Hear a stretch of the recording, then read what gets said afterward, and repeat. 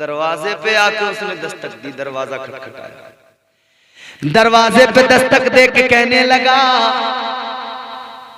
आप परेशान तो नहीं हो रहे?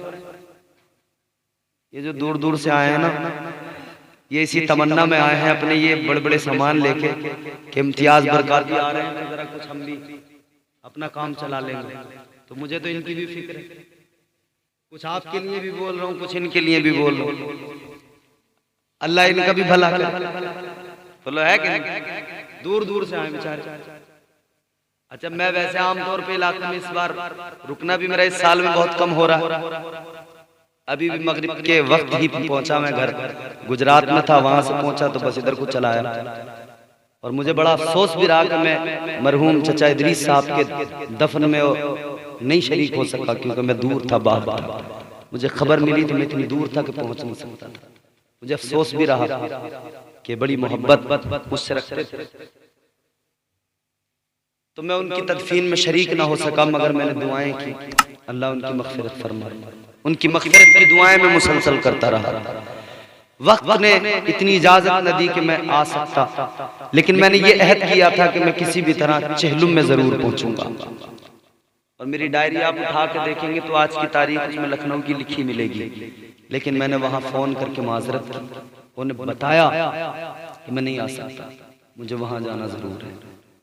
और यहाँ के बाद में भी अगला सफर है, मगर अल्हम्दुलिल्लाह यहाँ आकर इस महफिल में शरीक होकर दुआओं का ये सिलसिला जो है, दिल कहीं ना कहीं इतना तो मुतमईन होता है कि हम सब लोग बैठकर रात के इस हिस्से में जो दुआ कर रहे हैं, इंशाअल्लाह ताला ये दुआ जरूर रंग लाएगी, और इस दुआ की बरकत से अल्लाह उनकी कब्र में नूर नाज़िल फरमा देगा इंशाअल्लाह।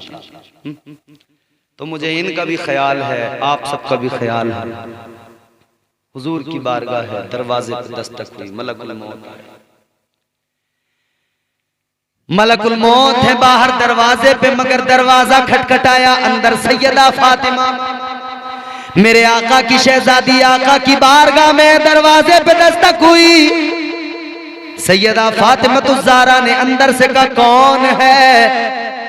तो कहने लगे, मैं एक आराबी हूँ, देहाती हूँ, आका की खैरियत मालूम करने आया हूँ, हाल मालूम करने आया हूँ।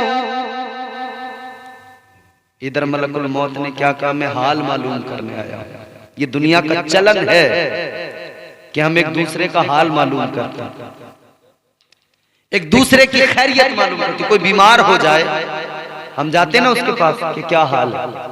हुजूर की जब तबीयत खराब हुई ना, जब तबीयत अलील हुई आपका, तो हुजूर की बारगाह में अल्लाह का पैगाम आया, ताजदारे मदीना की तबीयत अलील है, अल्लाह का पैगाम आया।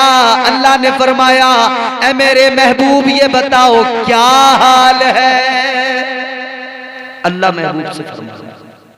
अच्छा, अल्लाह तो हर हाल से वाकिफ है ना। हम और आप यहाँ बैठे हैं, तो मेरी तरफ देखो, मेरी तरफ देखो, मेरी बात सुनो। हम यहाँ बैठे हैं, अल्लाह देख रहा है।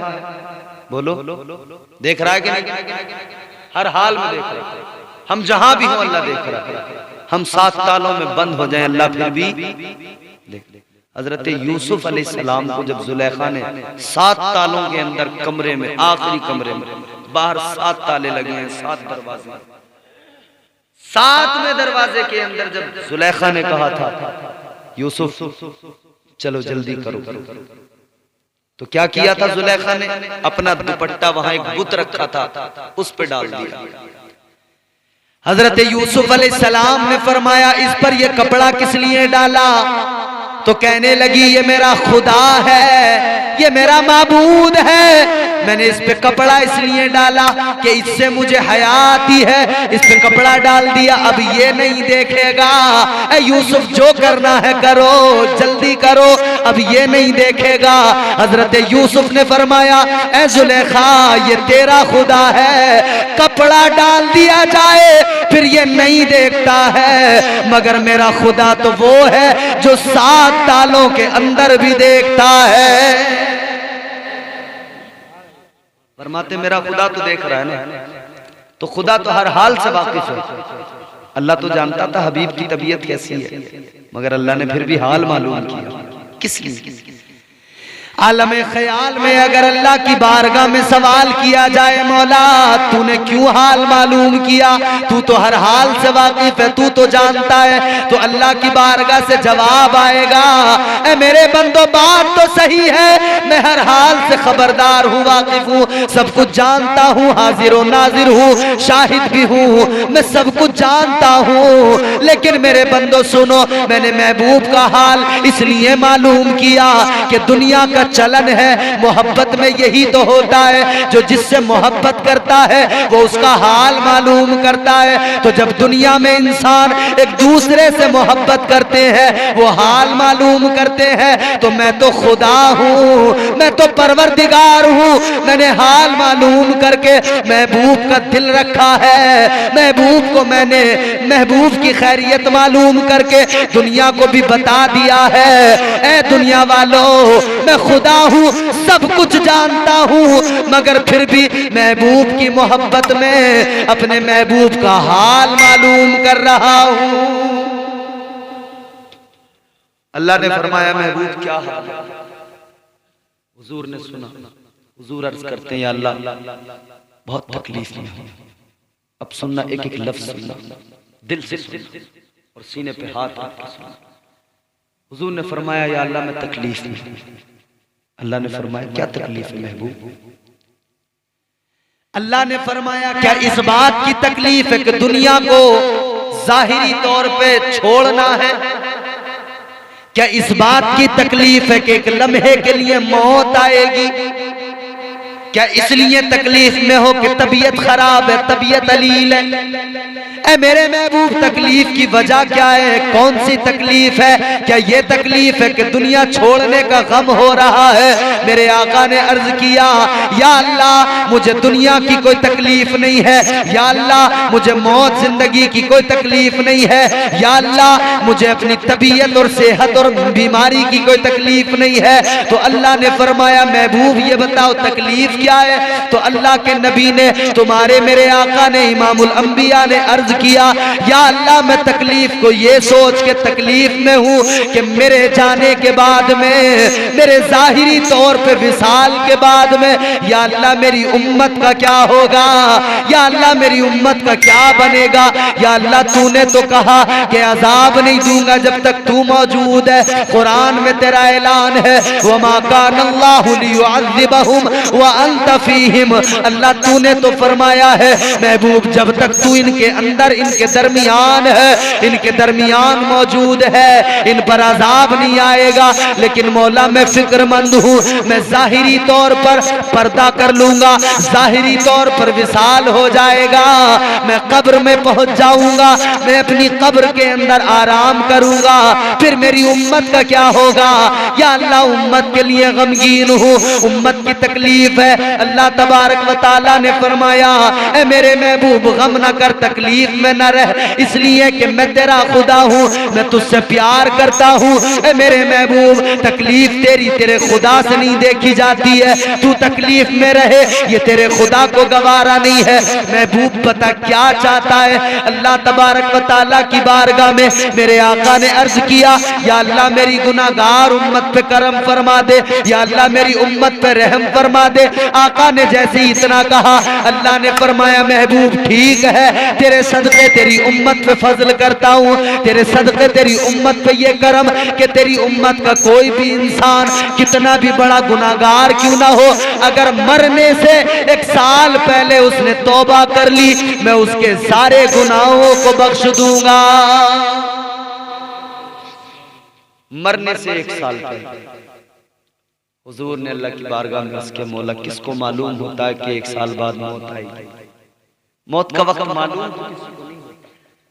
तो या अल्लाह 1 साल पहले किसे पता लगेगा कि अब 1 साल में मर जाऊंगा और वो तौबा करेगा? उसे तो मौत का वक्त मालूम नहीं मेरे उम्मती को, वो कब मौत आएगी, वो तौबा कर पाया नहीं कर पाया।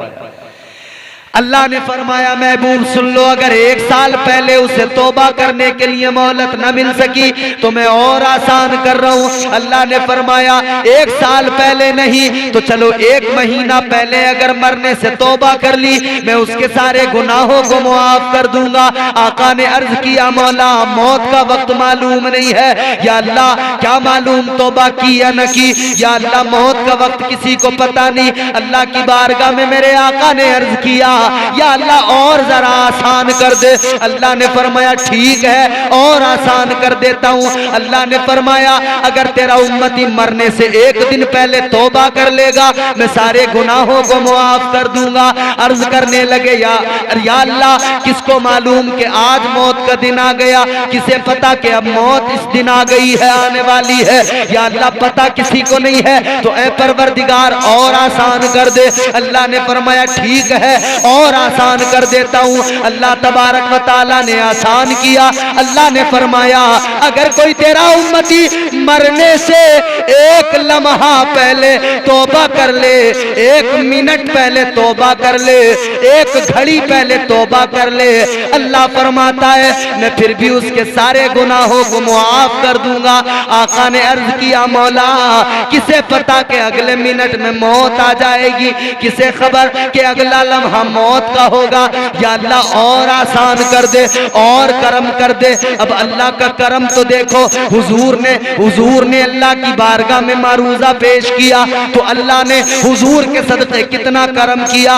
अल्लाह ने फरमाया ए मेरे महबूब और आसान करता हूं, अगर कोई तेरा उम्मती उसके जिस्म से मलकुल मौत रूह निकाल रहे हैं, उसकी आंखें बंद होने लगी हैं, जबान बंद हो गई है, अब उससे बोला नहीं जा रहा है, अब आंखें उसकी नहीं खुल रही है, ऐ मेरे महबूब ऐसे आलम में ऐसे वक्त में वो बोल नहीं सकता है, जबान बंद हो चुकी है और जिस्म से रूह आधी निकल चुकी है।